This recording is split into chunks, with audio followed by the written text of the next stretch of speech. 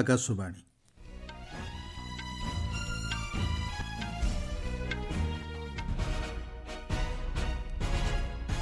ସମ୍ବାଦ ପଢ଼ୁଛନ୍ତି ସତ୍ୟବ୍ରତ ବେହୁରା। ରାଜ୍ୟସଭାରେ ଭାରତୀୟ ସମ୍ବିଧାନର 75 ବର୍ଷର ଗୌରବମୟ ଯାତ୍ରା ଉପରେ ଆଲୋଚନା ଜାରି।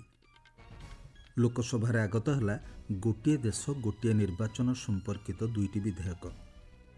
କୃଷକଙ୍କ ଆୟ ବୃଦ୍ଧି ପାଇଁ 6 ସୂତ୍ରୀ ରଣନୀତି ପ୍ରସ୍ତୁତ। ଆସନ୍ତା ବର୍ଷରୁ ନିଯୁକ୍ତି ପରୀକ୍ଷା ଆୟୋଜନ କରିବ ନାହିଁ ଏନ୍ଟିଏ। ଏବଂ କ୍ରିକେଟରେ ଫଲୋଅନ୍ ଏଡ଼ାଇବା ପାଇଁ ଭାରତ ପାଇଁ 193 ରନ୍ ଆବଶ୍ୟକ। ଭାରତୀୟ ସମ୍ବିଧାନର 75 ବର୍ଷର ଗୌରବମୟ ଯାତ୍ରା ଉପରେ ଆଜି ରାଜ୍ୟସଭାରେ ସ୍ୱତନ୍ତ୍ର ଆଲୋଚନା ଜାରି ରହିଛି। ଆଲୋଚନାରେ ଅଂଶଗ୍ରହଣ କରି ଗୃହର ନେତା ତଥା କେନ୍ଦ୍ରମନ୍ତ୍ରୀ ଜଗତ ପ୍ରକାଶ ନଡ୍ଡା କହିଛନ୍ତି, ଭାରତ କେବଳ ସର୍ବବୃହତ ଗଣତନ୍ତ୍ର ନୁହେଁ, ଗଣତନ୍ତ୍ରର ଜନନୀ। ସେ କହିଛନ୍ତି, ଭାରତୀୟ ନୀତି ଅନୁଯାୟୀ ଗଣତନ୍ତ୍ରରେ ସ୍ୱାଧୀନତା, ଗ୍ରହଣୀୟତା, ସମାନତା ଏବଂ ଅନ୍ତର୍ଭୁକ୍ତିକରଣ ରହିଛି, ଯାହା ନାଗରିକମାନଙ୍କୁ ସମ୍ମାନଜନକ ଜୀବନଯାପନ କରିବାକୁ ଅନୁମତି ଦେଇଛି। ଶ୍ରୀ ନଡ୍ଡା କହିଛନ୍ତି, ସରକାର ଏହି ଦୃଷ୍ଟିକୋଣ ପ୍ରତି ସମର୍ପିତ ଅଛନ୍ତି। ସେ କହିଛନ୍ତି, ଭାରତୀୟ ସମ୍ବିଧାନ ଗଠନ କରିଥିବା ସମ୍ବିଧାନ ସଭାର ସଦସ୍ୟମାନଙ୍କ ନିକଟରେ ଦେଶ ଋଣୀ। ସେ ଅଭିଯୋଗ କରିଛନ୍ତି, ଅତୀତରେ କଂଗ୍ରେସ ଦଳ ସମ୍ବିଧାନକୁ ଉଲ୍ଲଂଘନ କରିଛି।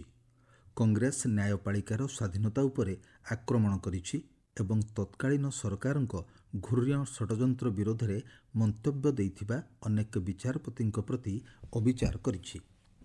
କେନ୍ଦ୍ର ସ୍ୱାସ୍ଥ୍ୟମନ୍ତ୍ରୀ ଅଭିଯୋଗ କରିଛନ୍ତି, ରାଜ୍ୟରେ ସ୍ଥିର ସରକାର ହଟାଇବା ପାଇଁ କଂଗ୍ରେସ ଧାରା 356ର ଅପବ୍ୟବହାର କରିଛି।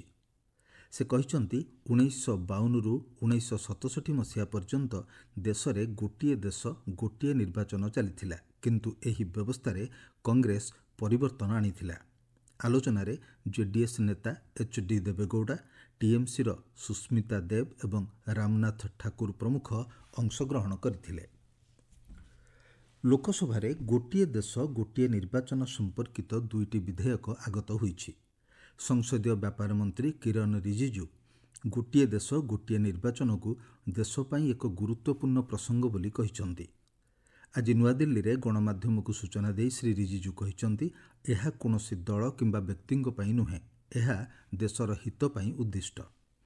ଆଜି ଲୋକସଭାରେ ଗୋଟିଏ ଦେଶ ଗୋଟିଏ ନିର୍ବାଚନ ସଂକ୍ରାନ୍ତ ବିଲ୍ ଆଗତ ହେବା ପୂର୍ବରୁ ଶ୍ରୀ ରିଜିଜୁ କହିଛନ୍ତି, ଦେଶ ଓ ଲୋକଙ୍କ ସେବା ପାଇଁ ନିର୍ବାଚନ ଅନୁଷ୍ଠିତ ହୋଇଥାଏ। ବିଲ୍ ଉପରେ ବିରୋଧୀ ଦଳଗୁଡ଼ିକର ସମାଲୋଚନା ଉପରେ ଶ୍ରୀ ରିଜିଜୁ କହିଛନ୍ତି, ଯେତେବେଳେ ଭାରତ ସ୍ୱାଧୀନ ହୋଇଥିଲା, ସେତେବେଳେ ଦେଶରେ 2 ଦଶନ୍ଧି ଧରି ଏକକାଳୀନ ନିର୍ବାଚନ ଅନୁଷ୍ଠିତ ହୋଇଥିଲା। ସେ ଅଭିଯୋଗ କରିଛନ୍ତି, କଂଗ୍ରେସ ଧାରା 356ର ଅପବ୍ୟବହାର କରିଛି, ଯାହାଫଳରେ ସଂସଦ ଏବଂ ବିଧାନସଭା ପାଇଁ ଅଲଗା ଅଲଗା ନିର୍ବାଚନ ହେଉଛି।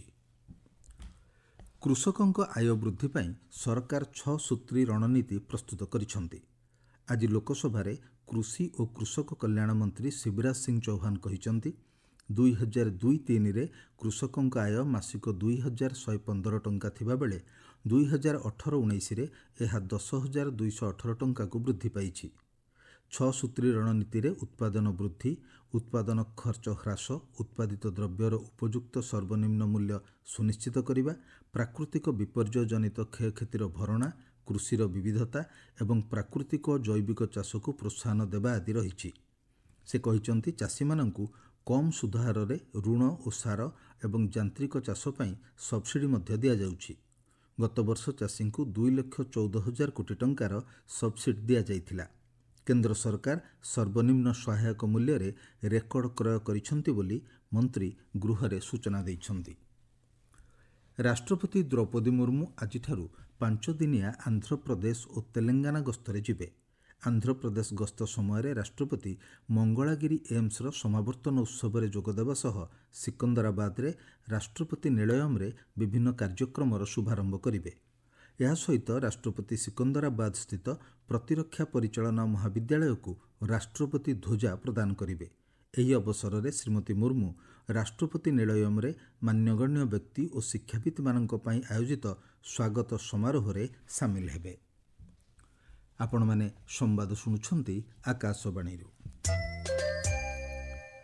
କେନ୍ଦ୍ର ଶିକ୍ଷାମନ୍ତ୍ରୀ ଧର୍ମେନ୍ଦ୍ର ପ୍ରଧାନ କହିଛନ୍ତି ଜାତୀୟ ପରୀକ୍ଷଣ ସଂସ୍ଥା ଏନ୍ଟିଏ ନିଯୁକ୍ତି ପରୀକ୍ଷା ଆୟୋଜନ ପରିବର୍ତ୍ତେ 2025ରୁ ଆରମ୍ଭ ହେବାକୁ ଥିବା ଉଚ୍ଚଶିକ୍ଷା ନାମଲେଖା ପାଇଁ ପ୍ରବେଶିକା ପରୀକ୍ଷା ଆୟୋଜନ ଉପରେ ବିଶେଷ ଧ୍ୟାନ ଦେବ।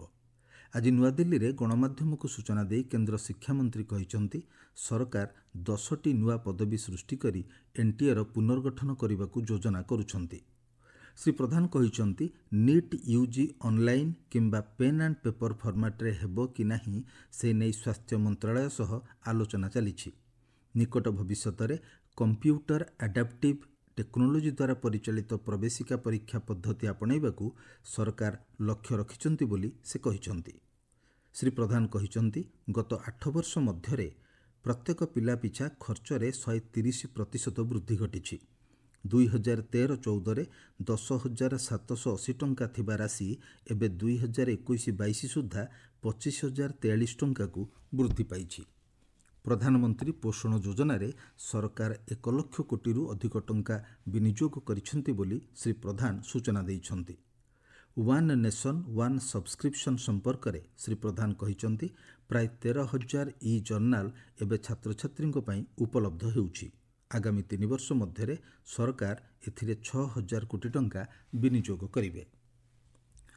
ପ୍ରଧାନମନ୍ତ୍ରୀ ନରେନ୍ଦ୍ର ମୋଦି ଆଜି ରାଜସ୍ଥାନ ଗସ୍ତରେ ଯାଇ ରାଜସ୍ଥାନ ସରକାରଙ୍କ 1 ବର୍ଷ ପୂର୍ତ୍ତି ଅବସରରେ ଆୟୋଜିତ ହେବାକୁ ଥିବା କାର୍ଯ୍ୟକ୍ରମରେ ଯୋଗଦେବେ। ଏହି ଅବସରରେ ପ୍ରଧାନମନ୍ତ୍ରୀ ଶକ୍ତି, ସଡ଼କ, ରେଳ ଏବଂ ଜଳ ସମ୍ବନ୍ଧୀୟ 24ଟି ପ୍ରକଳ୍ପର ଶିଳାନ୍ୟାସ ଓ ଉଦ୍ଘାଟନ କରିବେ। ରାଜସ୍ଥାନର ଜୟପୁରଠାରେ ଏହିସବୁ ପ୍ରକଳ୍ପଗୁଡ଼ିକ ପାଇଁ 46,300 କୋଟିରୁ ଅଧିକ ଟଙ୍କା ବ୍ୟୟବରାଦ କରାଯାଇଛି। ଶ୍ରୀ ମୋଦି କେନ୍ଦ୍ର ସରକାରଙ୍କ 7ଟି ପ୍ରକଳ୍ପ ଏବଂ ରାଜ୍ୟ ସରକାରଙ୍କ 2ଟି ପ୍ରକଳ୍ପ ଉଦ୍ଘାଟନ କରିବେ।